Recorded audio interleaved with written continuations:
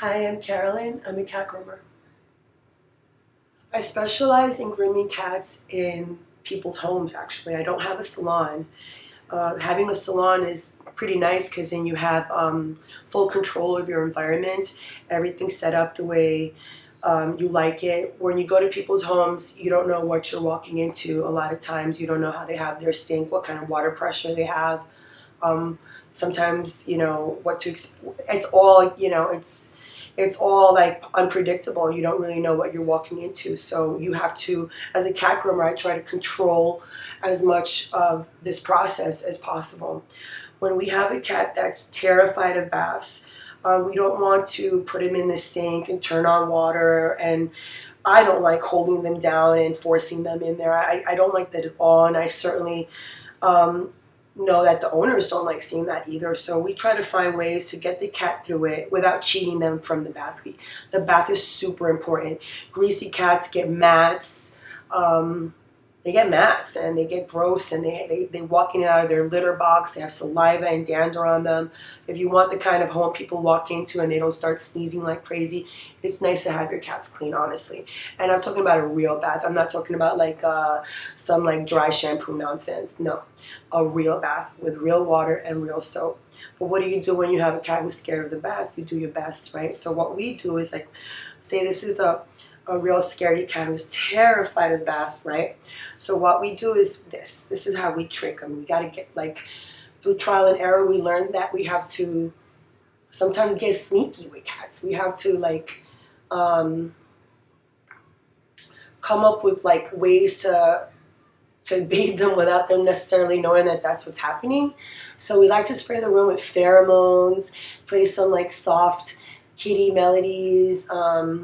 We like to dim the lights also. Dimming the lights is just less stimulation for them. You don't really need the light, too much light when you're bathing them. You want good lighting when you're shaving them.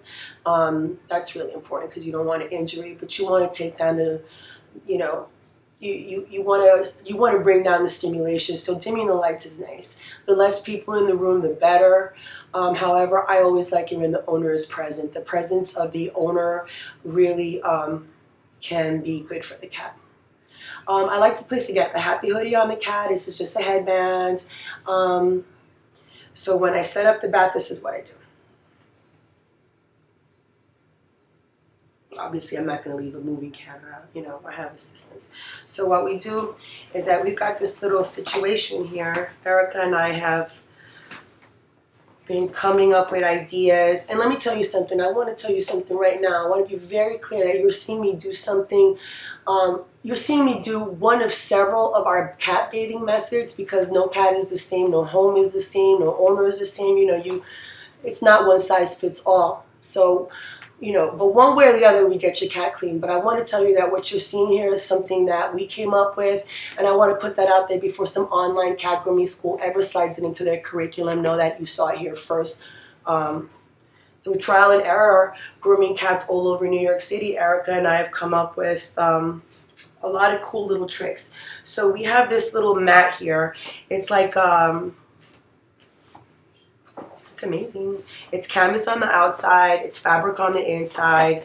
We're working on tweaking this design and making it more suitable for Maine Coons.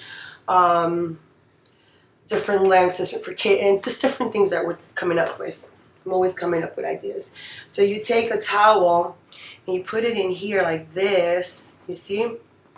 That doesn't even look like a sink. That looks like a bed, right?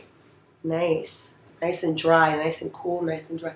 So you take the cat, the scaredy cat, you put him in here, and you got your music playing and your pheromones, and mom and dad are nearby saying, it's okay, you're gonna be all right.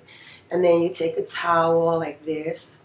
You have control of the kitty. You take your towel like this, right? So now kitty's like, okay, this is weird, but I'm okay. And then you pour the water on the kitty. And at this point, you're being sneaky because you're like pretending to give the kitty a massage. But what you're doing is you're lathering up the kitty with a nice soap, making sure you get the little toes, the little armpits. Save that tail for last. It usually pisses them off. and the face as well. So do the whole body, like from the neck down to like the booty, and then work on the tail, all that. Do best scrub as possible. Keep them covered up. Kitty's going to be in there with the happy hoodie thinking, what the hell is going on? This feels kind of nice, but it's not too bad.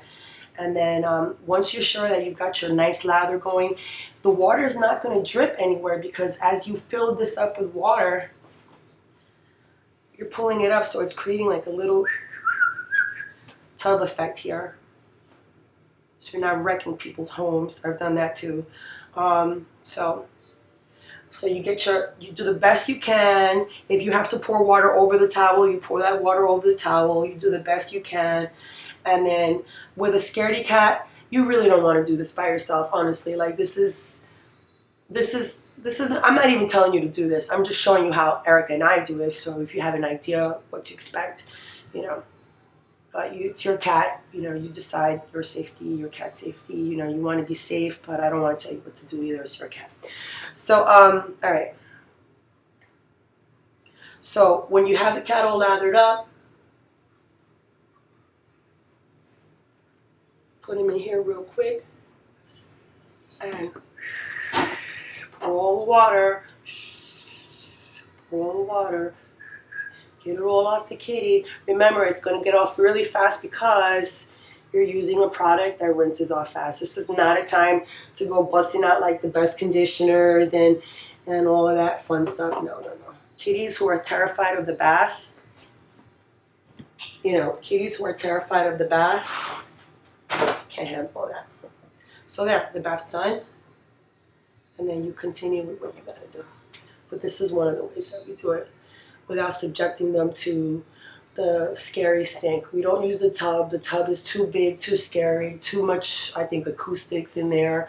And being bent over doesn't give you a lot of control, like being bent over the tub. So we like using the sink because it's at our own height level. We bring a table, that sort of thing. So this is just one of the ways that we do it. And that's that.